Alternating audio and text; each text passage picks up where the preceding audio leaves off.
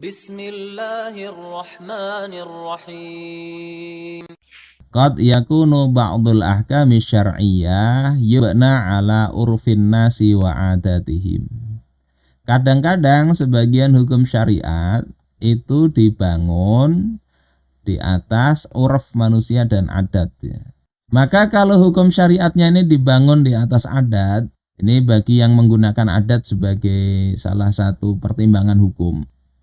Fa'idhah talafatil ada an zamanin qablahu, maka jika berbeda ya adat itu dari zaman yang qablahu sebelumnya, tataghayyaru kaifiyatul amal bimuqtadal hukm, maka berubahlah kaifiyat amal itu dengan apa yang dituntut oleh hukum.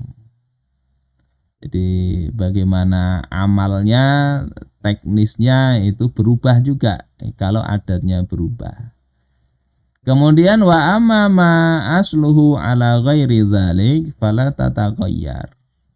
Adapun yang pokok atau asal dari syariat itu bukan didasarkan pada adat, maka itu tidak berubah. Batasan pertama kalau menggunakan la yungkaru taghayyurul ahkam tadi itu adalah dilihati. Kalau dalilnya yang 4 tadi sumber asalnya maka enggak berubah. Fal qaidah laisat mutlaqah tatanawalu jami'al masail wal ahkam. Kaidah ini tidak mutlak mencakup seluruh masalah dan hukum. Tetapi dia itu hanyalah mencakup satu jenis dari masalah dan hukum-hukum itu, tidak melewatinya. Ini harus difahami, kaidah tadi itu sifatnya tidak bisa digeneralisir untuk seluruh masalah. Jadi hanya satu jenis saja. Satu jenis itu apa ya? Yang ini tadi. Ya, perkara yang dibangun di atas adat dan kebiasaan. Ini menurut yang memakai adat itu. Jadi tidak sekedar karena perubahan waktu, tempat atau adat langsung hukum itu berubah. Enggak. Dilihat di landasan hukumnya apa. Nah, harus ada pengaruh waktu dan tepat dalam perubahan bentuk masalahnya. Jadi di Az-Zarkashi juga mengatakan fala naqulu innal ahkam tataghayyaru bi taghayyuriz zaman. Maka kita tidak katakan bahwasanya hukum itu berubah dengan berubahnya waktu. Bal bi ikhtilafi surah al-haditsah. Tapi berubahnya itu karena adanya perubahan dari bentuk yang terjadi. Jadi bukan karena waktunya, tapi karena bentuk faktanya itu berubah, ya memang hukumnya berubah. Kalau perubahan waktu itu enggak mengubah fakta, enggak mengubah bentuk dari kejadian, maka tidak berubah. 1000-2000 tahun enggak apa-apa. Nah ini setiap masalah yang syariat itu mengaitkannya dengan sebuah manatul hukum, maka itu bisa berubah. Kaidah la yungkaru taghayyurul ahkam bi taghayyuriz zaman itu sebetulnya masuk dalam bab tahqiqul manato. Ini bagi pandangan yang memakai. Jadi enggak berbeda. Syekh Taqi sendiri juga ada masalah tahqiqul manat yang beliau jelaskan dalam Sahsiyah 3 itu beda dengan ilat, beda dengan sabab. Tidak dimasukkan oleh Syekh Taqi dalam bab perubahan waktu, perubahan hukum karena waktu atau tempat. Nah, kalau yang ini tahqiqul manat itu masuk ke kaidah tadi, perubahan hukum karena perubahan waktu dan tempat. Dan kadang juga dimasukkan oleh para ulama ini dalam bab ini, bab darurat. Ketika kondisinya darurat kan jadi boleh. Berarti perubahan kondisi tempat itu menjadikan perubahan hukum. Nah, kalau Syekh Taqi katakan ya enggak, itu karena memang ada hukumnya sudah. Dalilnya bukan perubahannya itu, tapi dalilnya ada nas, misalnya famanil turra ghairu baghin wala adin fala itsma alaihi. Siapa yang kondisinya terpaksa, tidak dengan berlebih-lebihan, tidak dengan rasa ingin, maka nggak apa-apa makan yang haram itu. Jadi bukan karena perubahan kondisi, tapi karena ada nas. Hukum-hukum yang itu terkait dengan adat, maka mengikuti dengan ya, adat ketika berubah. Seperti sebelumnya ya. Nah, kemudian ada sebagian ulama itu membatasi kaidah ini dalam perkara yang disebut oleh Al-Qarafi ini, sehingga dijadikan satu cabang dari kaidah perubahan ini, yakni kaidah al-adatu muhakkamah. Adat itu sebagai sumber hukum. Tapi ini nanti masih masuk dalam ketentuan tadi. Ada syarat-syaratnya yang tadi ini berlaku juga, yakni bukan hukum yang sudah jelas ya, Al-Quran, As-Sunnah, Ijma, sahabat dan qiyas. Kalau itu sebagai landasannya maka nggak berubah. Nah, contoh-contoh yang berubah itu apa ya? Misalnya di sini ya. Masalah-masalah yang berubah karena perubahan zaman dengan rusaknya kondisi manusia. Dicontohkan misalnya bolehnya menutup pintu masjid ya, di waktu yang bukan waktu sholat. Dalam rangka apa? Menjaga masjid dari pencuri. Sekarang banyak begitu ya. Mau sholat aja kadang susah juga, di masjidnya dikunci. Kenapa? Kalau dibuka ya, amplifier hilang. Kemudian Umar bin Abdul Aziz misalnya melarang para wali atau amil penguasa daerah untuk menetapkan hukum bunuh kecuali setelah memberitahu beliau dan beliau mengizinkan. Jadi sebelumnya itu kan punya hak itu ya. Punya hak untuk melakukan hak apa? Masalah qadha atau peradilan itu bisa ke level wali atau amil. Ini juga sebetulnya yang Syekh Taqiyuddin An-Nabhani pakai ya. Tapi ini alasannya bukan karena perubahan zaman dan tempat. Kalau Syekh Taqi melihat boleh ya seorang khalifah itu memberikan wewenang umum kepada wali atau amil, boleh pula wewenangnya khusus. Dua-duanya boleh. Kemudian kalau kondisi ini dibolehkan dikasih wewenang umum, maka sejarah telah memberi pelajaran kepada kita bagaimana Muawiyah misalnya karena punya kekuasaan yang besar dia bisa menentang Imam Ali, menentang khalifah.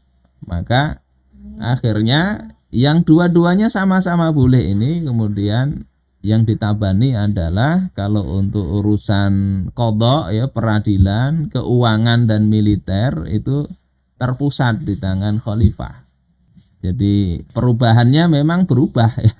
Tapi dua-duanya bolehnya itu karena hukum syariat memang membolehkan. Nah, tidak boleh dipakai kalau manat hukumnya itu sabit ya, yang tetap ya, tidak berubah.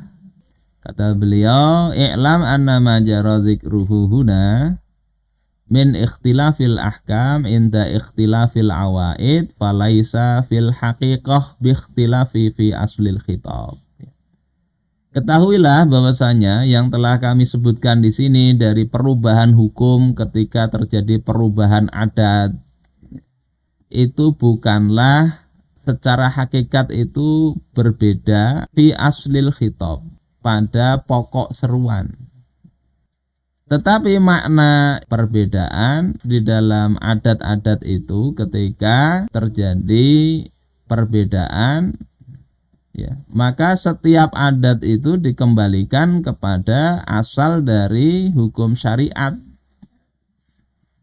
Jadi ibaratnya ada peristiwa ini adat tapi pokoknya ini sebetulnya sama. Pokoknya sama. Secara hakiki begitu. Jadi tetap ke ila aslin syar'iyyin. Kembalinya ke pokok hal syariat tadi. Ini mungkin titik irisannya di situ irisannya itu. Yang memakai adat pun kembalinya hendaknya dikembalikan ke pokok syar'i tadi. Nah, sebagai catatan, sebetulnya Islam itu mengubah tradisi. Ya. Ketika tadi hukum-hukumnya tadi sumbernya 4 tadi, itu hendaknya tradisi itu tidak mempengaruhi hukum, tapi hukumnya itu justru yang mengubah tradisi. Saya ingin contohkan beberapa hal.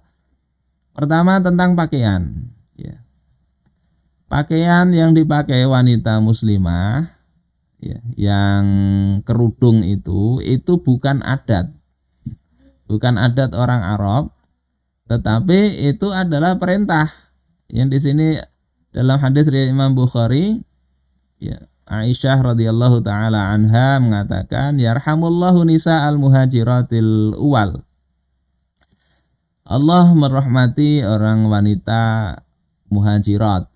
Ketika Allah turunkan ayat wal yadribna bi khumurihinna ala juyubihin, hendaklah mereka itu mengulurkan kerudungnya ke juyubnya, ke lehernya, kerah baju di leher. Syaqaqna murutahunna, mereka merobek murut itu izar, kain-kain mereka. Fakhtamarna biha, kemudian mereka jadikan khimar atau jadikan penutup kepala.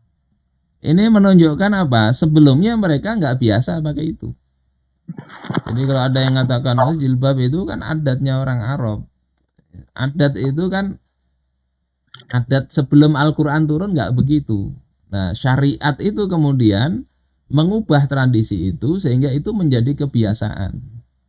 Makanya sebagian ulama yang memakai kaitan al-adatu muhakkamah itu ada yang membatasi adatnya adat orang Madinah misalnya. Karena di sana itu karena penerapan syariat sudah turun temurun sehingga adatnya itu memang sudah sesuai dengan Islam. Tapi kalau ayat itu dibawa ke Eropa, ke Amerika, ya nggak cocok. Ya kaidah tadi itu. Adat jadi sumber hukum, adatnya orang bule yang berjemur dijadikan hukum, nggak cocok. Sementara kita tahu pada saat penurunan ayat misalnya tentang kerudung ini, justru konteks waktu itu wanitanya nggak pakai nggak pakai kerudung. Contoh lain ini tentang nikah. Nikah pada masa ayat atau riwayat ini diturunkan, itu terjadi ya bebas aja, mau 4, 5, 6, nggak ada batasannya. Tetapi ketika turun ayat misalnya fankihu ma tabalakum minan nisa masna wa sulasa wa ruba', ya, maka Rasulullah kemudian membatasi yang istrinya lebih dari 4, pilih 4 aja. Ini jadi menjadi alasan hukum itu bukan menyesuaikan kondisi masyarakat, tapi menghukumi realitas yang nggak cocok, diarahkan supaya cocok, diubah. Ini juga khomer. Masyarakat pada masa awal-awal Islam itu biasa minum khomer. Itu jadi suguhan normal, ya, suguhan normal. Kalau nggak ada itu ya mungkin dianggap ya nggak seperti pertemuan, kayak ngopi tanpa kopi gini. Jom. Nah, kemudian turun ayat khomer ini, sebagian sahabat itu bahkan sedang menghidangkan itu, sedang majelisnya sedang dihidangkan khomer, kemudian turun ayat ini, maka dibuanglah khomer-khomer tersebut. Ini semua menunjukkan adat istiadat, waktu dan sebagainya bukan sumber hukum, bukan pula berpengaruh terhadap hukum kalau hukumnya itu memang dibangun di atas Al-Quran, As-Sunnah, Ijma'us Sahabat maupun Qiyas, dan gak ada sangkut pautnya dengan adat itu.